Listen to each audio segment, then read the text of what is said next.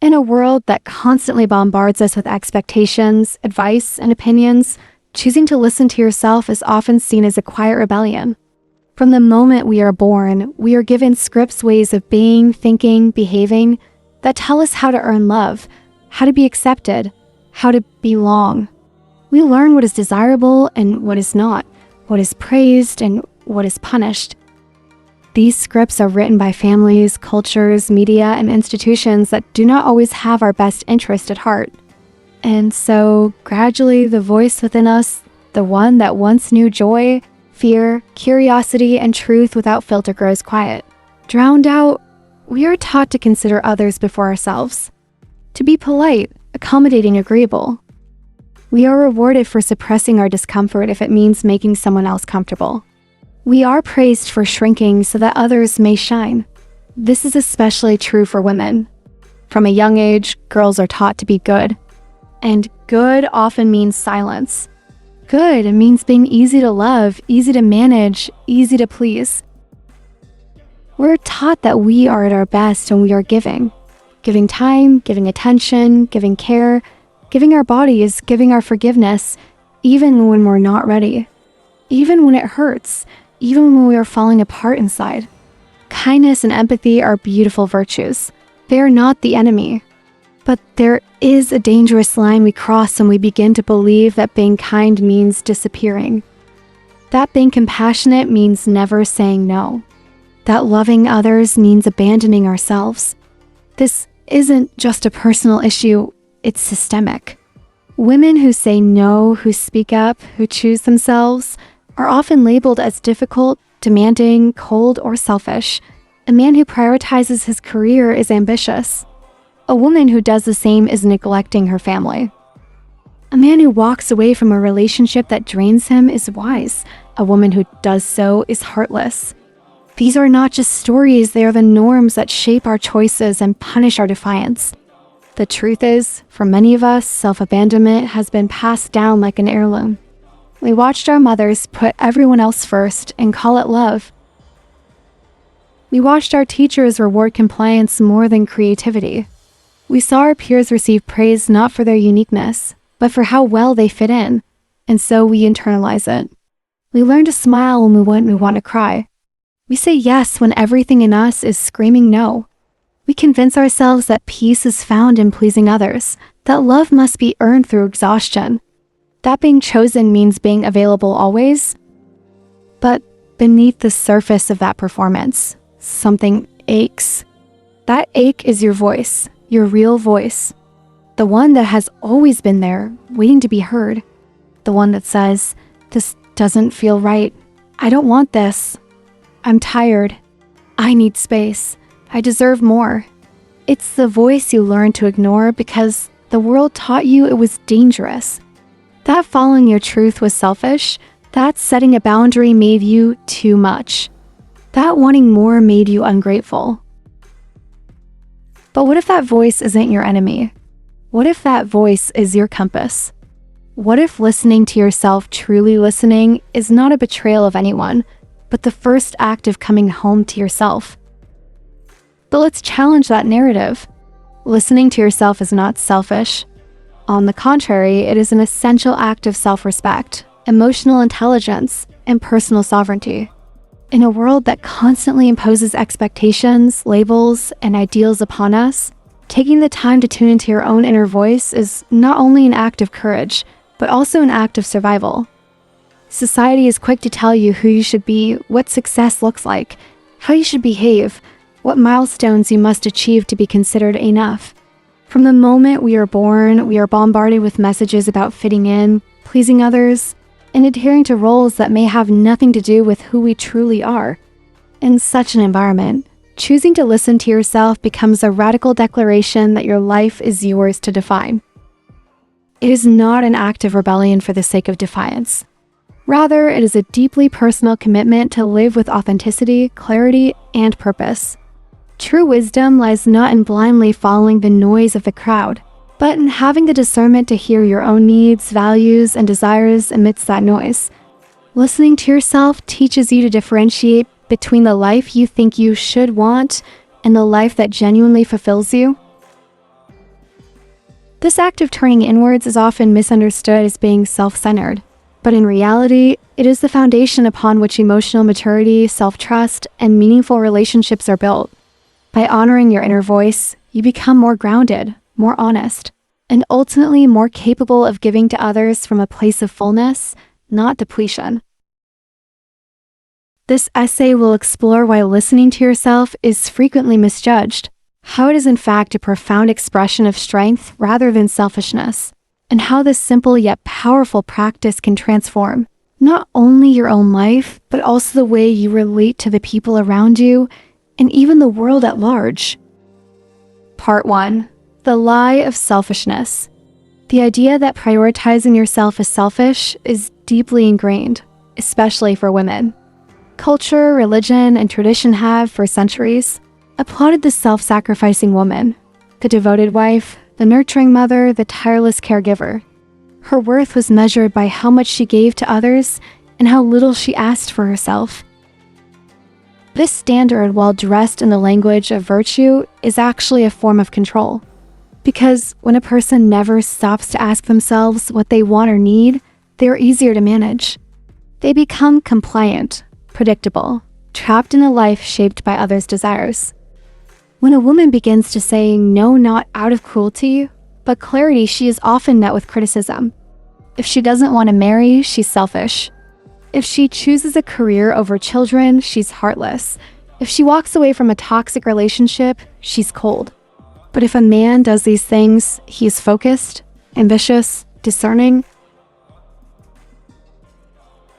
This double standard is not only unfair, it's harmful. It teaches women that their internal voice is dangerous, that honoring their truth is an act of rebellion, and that selfishness is simply defined as anything that doesn't center someone else.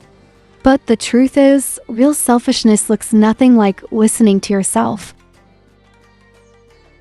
Real selfishness ignores the impact of your actions on others. It seeks gain at someone else's expense. It's manipulative, dismissive, and rooted in entitlement. Listening to yourself, on the other hand, is rooted in honesty, in accountability, in a desire to live a life of integrity, not convenience. Part 2. What it really means to listen to yourself. Listening to yourself is not a one-time event. It's an ongoing relationship, a commitment to pay attention to your own thoughts, feelings, needs, and intuition. It means asking yourself hard questions and sitting with uncomfortable truths. It means saying yes to what energizes you and no to what drains you, even when others don't understand. To listen to yourself is to recognize when you're tired and allow rest, to admit when you're hurt and seek healing, to acknowledge when something feels wrong, even when it looks right on paper. It's being honest about what you can and cannot handle. It's choosing peace over performance, alignment over approval. For example, a woman might stay in a relationship because it looks successful from the outside, because her partner is kind on paper, or because everyone else thinks they're perfect together. But deep down, she feels disconnected, unseen, misunderstood. When she finally decides to end the relationship, people might say she's throwing something good away. But what they don't understand is that she was never in it fully. Her heart had been whispering for years, and she finally chose to listen. Listening to yourself is about recognizing those whispers before they turn into screams.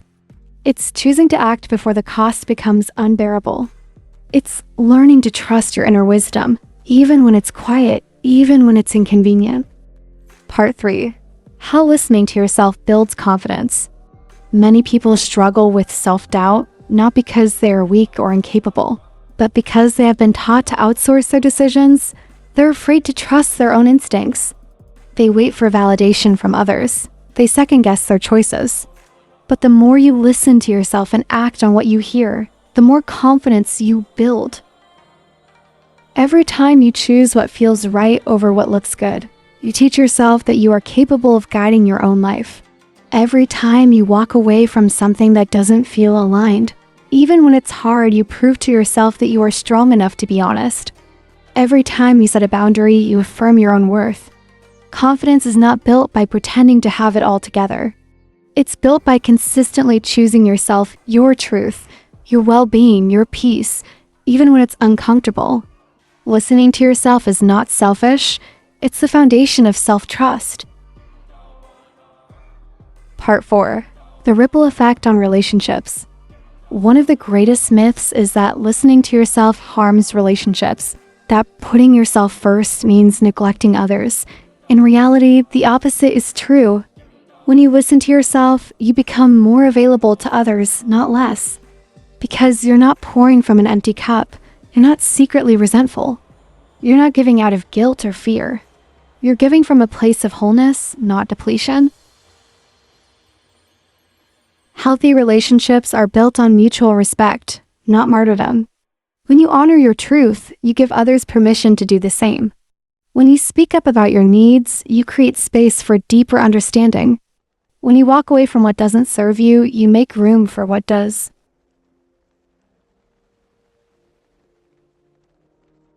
Listening to yourself doesn't mean ignoring others. It means creating a life where you and others can coexist in authenticity. It means saying, I respect you enough to be honest with you, and I respect myself enough to not pretend. People who love you will adjust. Those who don't are benefiting from your silence. Amid all this noise, it's easy to lose track of your own voice, to confuse other people's expectations with your own desires. That's why listening to yourself is a daily practice. It requires intentional quiet, reflection, time alone. It might look like journaling, meditation, walk without your phone, therapy, saying no to one more commitment, creating space not just physically, but mentally and emotionally to ask, what do I actually want? This question is radical. Not because the answer is always shocking, but because you are giving yourself permission to ask. To not just follow the script handed to you, but to write your own. You are not here to live a copy of someone else's life. You are not here to perform someone else's version of happiness. You are here to discover what joy, purpose, and peace mean to you. And that can only happen when you listen to yourself. Part 6. The courage to disappoint others. Let's be honest, listening to yourself means you will disappoint people. You'll say no when others expect yes. You'll change when others prefer you stay the same. You'll walk away when others want you to stay. But disappointment is not the same as disrespect.